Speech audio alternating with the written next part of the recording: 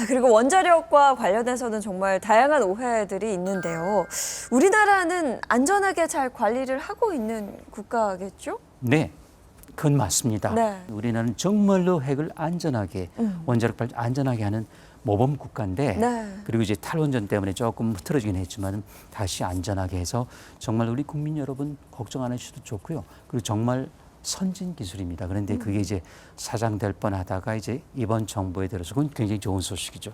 다시 살아나고 있고 그게 이제 소형 모듈 원자로 SMR이라는 원자로 다시 부활하는 것이죠. 그래서 믿으셔도 됩니다. 그런데 혹시 모르니까 뭐 옆나라처럼 그렇죠. 후쿠시마처럼 예. 이런 일이 있어서는 안 되겠다 해서 우리가 노파심이만 한 번 더, 두 번 더 예. 말씀드리는 겁니다. 후쿠시마 얘기를 하셨으니까 제가 2007년에 후쿠시마의 반다이 마운틴이라는 거기가 이제 눈이 좋아서 스키나 이제 보드 타는 사람들이 굉장히 많이 갔던 명소인데 근데 지금 아예 갈 수 없는 도시가 됐잖아요. 그러니까 핵의 위험성, 관리를 잘못했을 때 어떤 일이 발생할 수 있는지 극명하게 보여주는 예인데 근데 이게 이제 첨예한 문제가 됐어요. 오염수를 이제 본인들이 어떻게든 그렇죠? 이걸 이제 바다에 흘려보낸다는 건데 정말로 흘려보내기 시작한다면 우리에게 피해가 오는 건 맞죠? 일단 예. 그 피해를 이야기하기 전에요. 예. 이거를 절대 흘려 보내지 않아야 될 이유가 많이 있습니다. 이미. 예. 저는 그걸 말씀드리는 네. 거예요. 왜냐하면요, 이건 이제 선례가 되잖아요. 어느 나라도 큰 사고를 당한 미국 스리말섬 있잖아요. 우크라이나 옛날에는 그 당시 구소련이었죠. 체르노빌 있잖아요. 예. 버리지 않았습니다.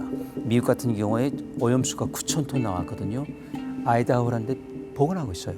체르노빌은 그거 나오기 전에 콘크리트 봉합을 해버려서 석관을 만들었죠. 근데 왜 일본은 버리는 거예요? 물론 국제 원자력 기구가 나타나가지고 뭐 버려도 한 그건 국제 원자력 기구가 아니고요. 그는 사실은 엄밀히 따지면 벌써 2015년으로 기억하는데요. 예. 그때 유키 아마노 사무총장 도쿄 법학대 교수였습니다. 그때 벌써 이 방법이 좋다고 일본 정부에 권고를 한 형태를 취했습니다. 일본 사무총장이요. 그러니까 거기 계속 가는 거예요. 그 이유는 아주 재밌습니다. 혹시 그대로 가둬놓고 있으면은 방사능 누출 사고가 있다. 근데 지금 보세요. 일본 정부 도쿄를 깨끗하다고 하잖아요. 그래서 제가 깨끗하면 왜 버리나요? 공업용수로 쓰시지. 이거 반증 안 해요? 버리면 안 되는 거죠. 그리고 방사성 물질이 있는 거예요. 그래서 그리고 나가면 어떻게 되느냐. 물론 시간도 있고 하지만은 결국 우리 밥상에 그렇죠. 들어오는 거는요. 시간 문제라서 이거는 아무리 대통령이 또는 해양수산부가 원자력 못 막습니다.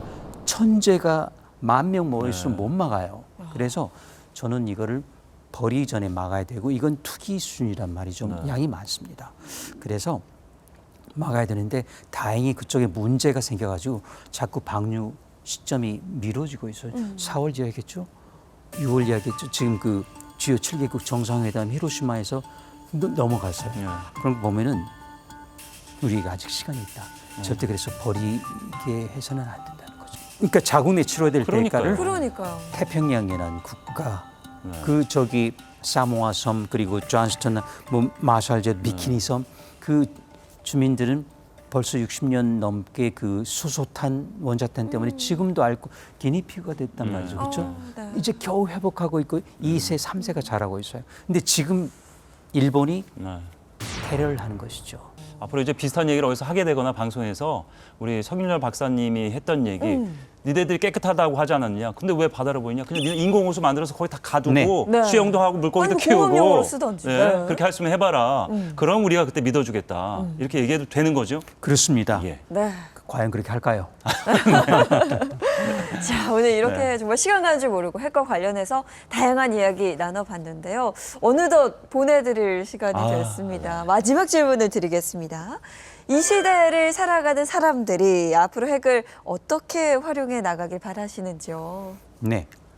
핵은 늘 그렇다시피 얼굴이 둘이 있지 않습니까? 예. 그 추한 얼굴도 있고 선한 얼굴. 근데 사실은 착하고 나쁘고 이런 건 없어요. 우리가 어떻게 쓰느냐에 달려 있거든요. 네. 핵은 나쁘지도 좋지도 않아요. 우리가 나쁘게 쓰면 그러니까 순간적으로 아까 그 핵 분열, 핵융합 이거는 그야말로 1억 분의 10초 동안, 1억 분의 100초 동안 그러니까 100만 분의 1초 동안 다 끝나버리면 나쁘게 쓰는 거죠. 확 터져버리는. 근데 그게 100년 간다면 천년 가는 거 좋은 거예요. 네. 그래서 이제 그것만 만들어내면 되는데 그걸 하는 게 지금 우리가 지금 몰두하고 핵융합 연구죠. 핵융합이 언젠가 30년 하다 보면은 언젠가 만들어지지 않겠습니까? 예. 그리고 저기 신재생하고 경쟁을 할 수 있지 않겠습니까? 그리고 앞으로 모든 게 전기 사회잖아요. 그렇기 때문에 우리가 핵을 다스릴 수 있는 기술을 조금만 더 우리가 다음 세대 2100년대는 우리가 그 기술을 완전히 정복할 수 있을 것 같아요. 그러니까 희망이죠. 네. 절망은 이제 뒤로 예. 두고 희망을 보고 가면 되는 겁니다. 그리고 우리나라가 그 맨 앞에 설 수 있습니다. 네.